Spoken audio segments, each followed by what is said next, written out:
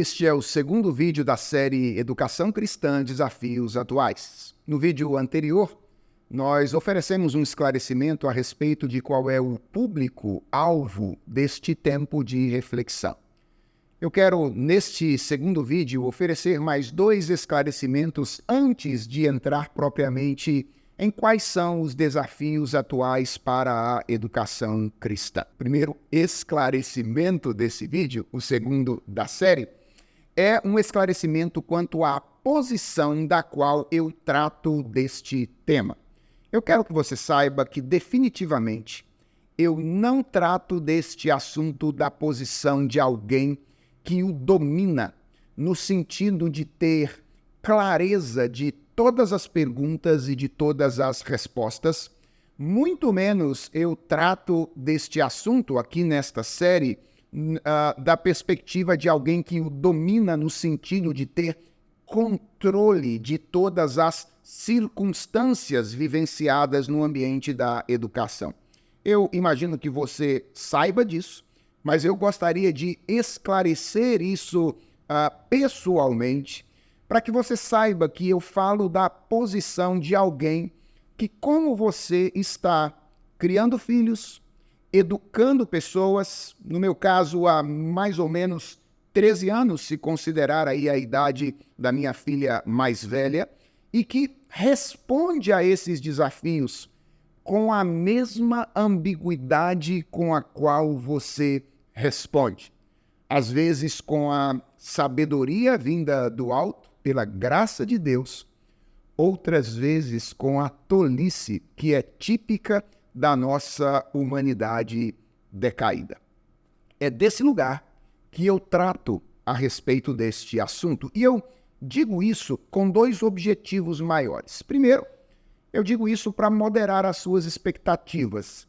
Eu não quero que você comece a assistir a essa série imaginando que ela será a solução de todos os seus problemas. Certamente ela poderá te ajudar bastante, mas se você espera uma receita de bolo que vai ajudar você a lidar com a criação dos seus filhos no mundo contemporâneo, de modo a nunca mais cometer nenhum erro ou equívoco, sinto muito, eu não sei como te ajudar a fazer isso. Mas, ao mesmo tempo, eu digo isso para oferecer a você algum encorajamento. É importante que pais que estejam criando filhos saibam que não existem pais perfeitos. Como não existem filhos perfeitos, como não existem famílias perfeitas. O que existem são pessoas em processo que estão sendo trabalhadas por Deus na medida em que procuram ser responsáveis na tarefa que Deus lhes deu para cumprir. Então, sinta-se encorajado. Deus está com você. Foi Ele quem te deu a tarefa de educar filhos. E se você for responsável no exercício desta tarefa, exercendo-a debaixo da sabedoria que Deus oferece, na dependência do Senhor, você também terá o poder do Senhor para realizar esta atividade. Mas eu quero ainda compartilhar um terceiro esclarecimento, fazer um terceiro esclarecimento, que diz respeito, muito especificamente, à relevância deste assunto. Nem todas as pessoas compreendem de imediato o quão relevante é tratarmos de desafios atuais para a nossa espiritualidade, especificamente aqui, para nosso desafio de criar filhos.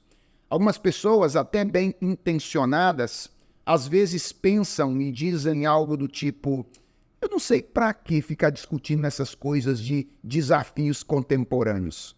Tudo que a gente precisa fazer é pregar a Bíblia para os nossos filhos, orar pelos nossos filhos, levar os nossos filhos à igreja e esperar que Deus trabalhe no coração deles. Para que ficar pensando sobre desafios atuais?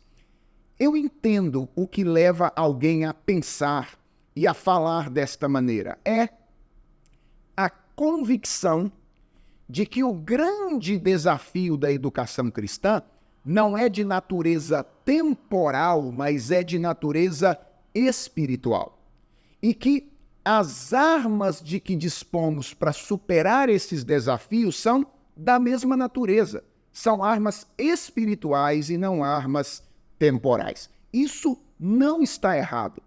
De fato, o grande desafio da educação cristã é de natureza espiritual, é conduzir a Deus pessoas que, por natureza, são inimigas dele. E, de fato, as armas que nós temos para isso são a Escritura, a oração, a comunhão cristã. As armas são espirituais. Isso não está errado. Mas atenção, isso não significa que pensar sobre os desafios que o contexto no qual nós vivemos nos impõe seja algo irrelevante. Por quê? Porque Deus nos fez seres contextuais. E nós não nos relacionamos com Deus fora do tempo e do espaço. Muito pelo contrário, nós nos relacionamos com Deus e exercemos as tarefas da nossa espiritualidade num ambiente ou num contexto que impõe sobre nós, às vezes, ou nos oferece, às vezes, facilidade, ou às vezes impõe sobre nós enormes desafios. A educação cristã não acontece no vácuo. Ela acontece num contexto espaço-temporal, que, primeiro, é um contexto complexo e é um contexto religiosamente orientado. Então, é muito importante entender como é que o nosso contexto facilita ou dificulta o uso das armas espirituais que temos para educar os nossos filhos ou as pessoas que Deus colocou sobre a nossa responsabilidade.